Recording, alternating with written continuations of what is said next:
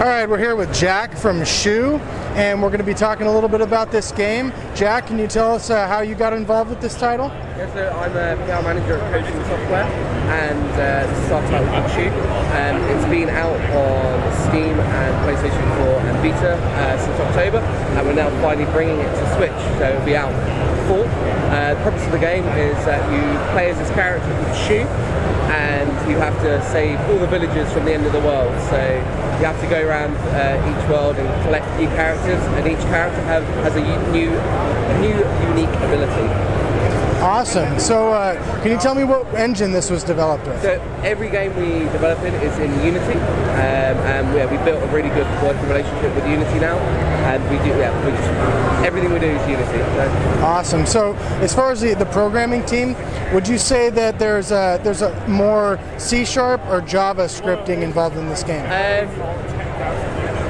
C#, and so I'm not obviously the most technical person in the team doing PR, but I sit near programmers and they talk about C# and I get very lost and confused. So. Okay.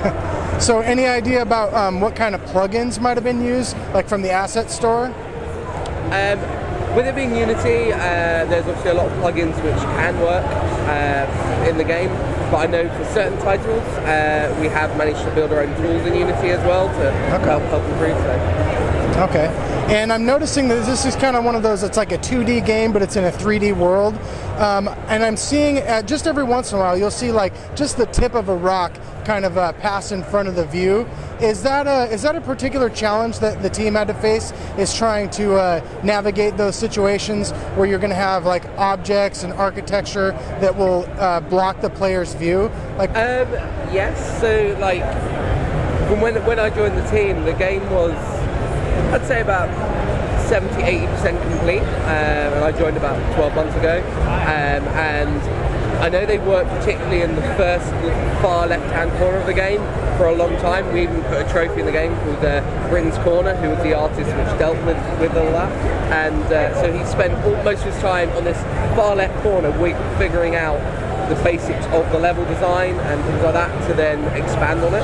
And yeah, there was challenges, using Unity, having sort of like a 2.5D world, from the background, and obviously like we had issues in some demos where like the water would just decide to appear like above the waterline and things like that. But yeah, it's been a challenge, but we managed to overcome it, and yeah.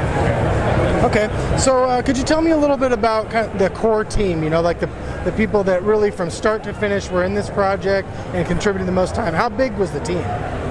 So with Shoe, it originally was a small team called Secret Lunch who were developing it, and I believe they were like old university students. They wanted to build this project, and then they met with CodeSync, who are the company we work for now, and CodeSync really enjoyed it, and they said, let's come and finish the game for you, and employ them as part of CodeSync. So yeah, they spent a lot of time, and they went from being a small sort of two-man team, and then it grew to about sort of 10 people being a maximum, from artists to programmers to level designers, sound as well, and yeah, so I think the process of development was longer because it kind of was between Secret Lunch and CodeSync, but when CodeSync got involved, we managed to get the final polish and kind of build on the game, and we took it to a lot of events and changed a lot of things about the game and